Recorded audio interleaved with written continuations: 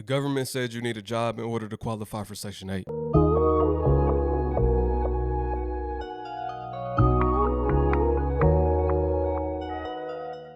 People are going out getting jobs and still kicked off of Section 8 for having a job. More broken promises coming from the orange man. Has families in shambles. People that feel like they're punished for doing the right thing.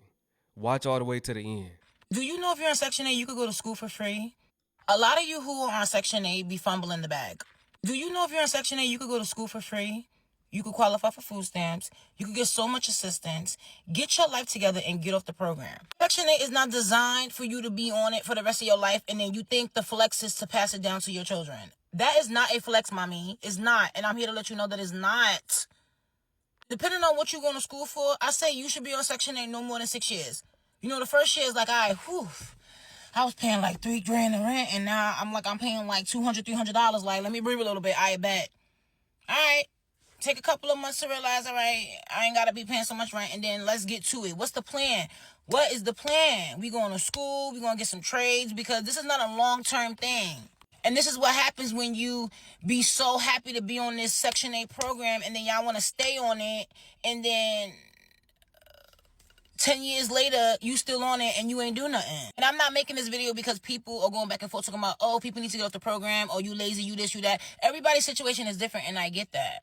Some people are on Section 8 for so many different reasons, even health issues. So if it's that, then I'm not talking to you. I'm talking about the people who are able to get up and work and you're choosing not to.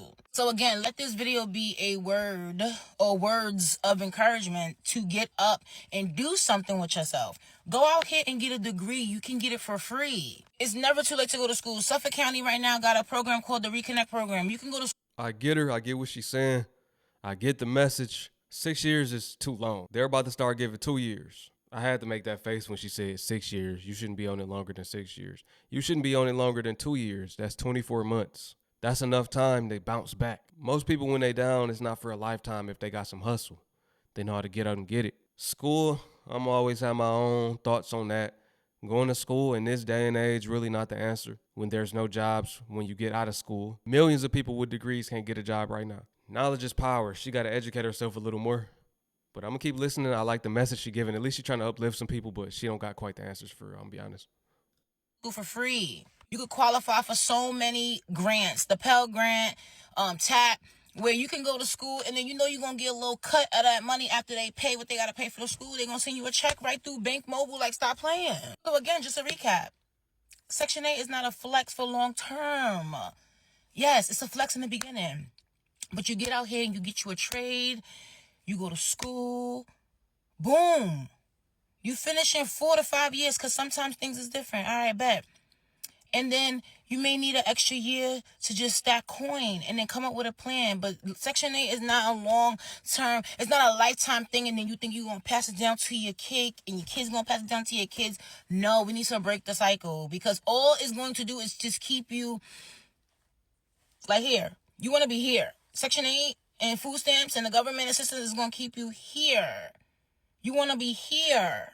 So we got to stop trying to stay here because it's comfortable. We got to be uncomfortable. And no, we got to pay bills. Have a good day. Now listen, just like this might have been going on in your city, they might have changed the duration of time that someone has that's going through an eviction. When they're paying market rate rent, the same thing is going on with Section 8. It's been reduced down. You have less time now. If you live in public housing, you have Section 8 project-based rental assistance or any other type of HUD funding, this video is for you. Let me tell you what HUD did. They quietly, like little thieves in the night, pulled the plug on a 30-day eviction notice for non-payments while you weren't paying attention. So what does this mean? Well, it means they no longer have to give you a 30-day notice to vacate the premises if you are backed up on your rent. Owners are no longer required to provide specific documentation outlining how to cure non-payment. They also don't have to provide a ledger, thus simplifying the eviction process for landlords. Right now, over 2 million households are at risk for immediate homelessness. So the good news, if you want to call it this, is it varies state to state. So check your state to see what rules apply.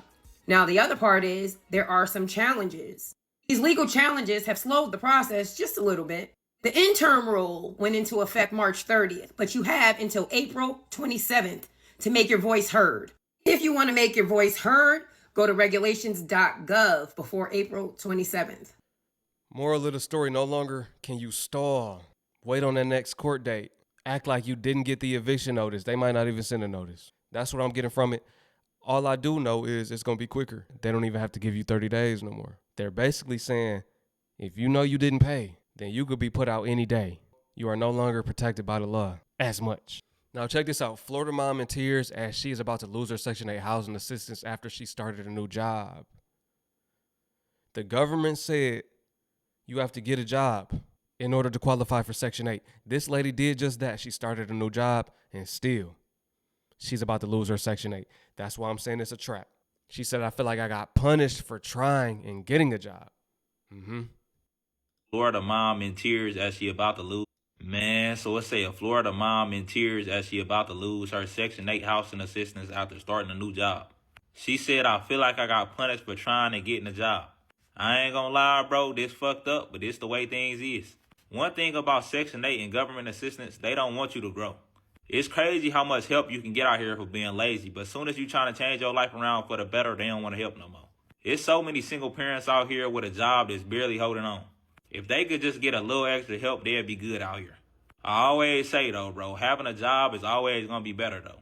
And you gonna make way more money from a real job than any type of government assistance. See if she never got a job and she just stayed on Section 8 for the rest of her life. Most likely she would never have shit. If you able to work a job, bro, that's always better. Whole time you can lose your government assistance from anything. If they find out that the person you got a child with is living with you, they can take it from that. It's just too many rules, bro. It's not worth it at all, especially if you young and you want to be successful.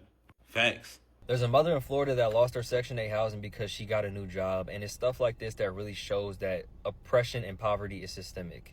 The system set up so that everybody can stay in their places respectively. Lower stays in lower, middle stays in middle, and then the top stays at the top. Anybody from the lower or the middle that somehow, by some chance of luck, ends up at the top is just an outlier. That's why pulling yourself up by the bootstraps will never fucking work. Because there's no amount of budgeting and finance and saving that'll get you from poverty to the fucking top of the top, even to the middle class. It's extremely hard for most people to make the jump from lower to the middle, even from like the bottom of the bottom to like the upper part of the lower end. I can't stand when people be talking about I wish I was on EBT. I wish I had Section 8. I wouldn't have to pay for groceries or rent. Because it's like, bro, they literally need it. They can't pay for anything else.